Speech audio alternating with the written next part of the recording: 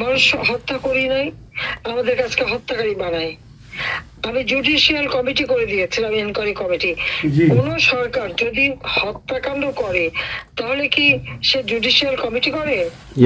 যখনই 6 গেল আমি সাথে সাথে জুডিশিয়াল এনকোয়ারি কমিটি করে দিলাম। আরো মানুষ মারা গেল, আমি 3 সদস্য বিশিষ্ট জুডিশিয়াল এনকোয়ারি কমিটি করলাম। কমিটি সেই এনকোয়ারি করা শুরু করলো, এমনকি রংপুরেও ভিজিট করলো, সব জায়গায় গেল। তার সেই এনকোয়ারি কিন্তু ইউনূস বন্ধ করে দিল। এবং শুধু এখন 15 জুলাই থেকে এরপর 8 জুলাই আগস্ট পর্যন্ত যত হত্যাকাণ্ড, অগ্নিসংযোগ যা কিছু হয়েছে সব তারা মাফ করে দিয়ে দায় মুক্তি দিল। দায় মুক্তিটা কখন দেয়? যারা অপরাধ করে এবং যাদের দায়বদ্ধতা থাকে তাদের দায় মুক্তি দেয়। তাদের কোনো বিচার করা যাবে না, তাদের বিরুদ্ধে মামলা করা যাবে না। কেন? কারণ ইউনূসের কথায় তারা এই হত্যাকাণ্ড চালিয়েছে এবং সেটা তারা বলছে। এবং জঙ্গিদের সাথে আজকে হলি আর্টিজানে মানুষ মারা গেছে, সেই জঙ্গিদের বিচার হয়েছে, তাদেরকে ছেড়ে দিচ্ছে। 21শে আগস্ট 2004 সালে যে আমাদের উপরে গ্রেনেড হামলা হলো, গ্রেনেড হামলা সাজাপ্রাপ্ত আসামি এখন উপদেষ্টা। এরা তো জঙ্গিদেরকে নিয়ে চলা, এটাই তো।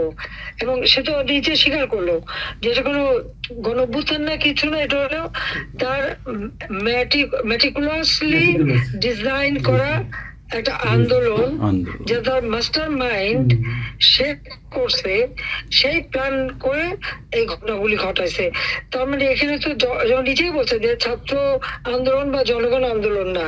তার মানে সে একেবারে প্রকৃতপক্ষে একটা সন্ত্রাসী কর্মকাণ্ড এই ইউনূস এদেরকে নিয়ে করছে। সাধারণ ছাত্রছাত্রী যারা, আমার দুঃখ লাগে এখানে যে এদের এই সমস্ত মিথ্যা অপপ্রচার বিভ্রান্ত হয়ে সমস্ত সাধারণ ছাত্রছাত্রীদের সাথে যুক্ত হয়েছিল। আজকে আমি সাধারণ ছাত্রছাত্রীদেরকেই বলবো, তোমাদেরও চাই তোমরা তাদের খবর দাও যে এখন তো তাদের কাছে স্পষ্ট যে এরা কিনার গ্রুপ।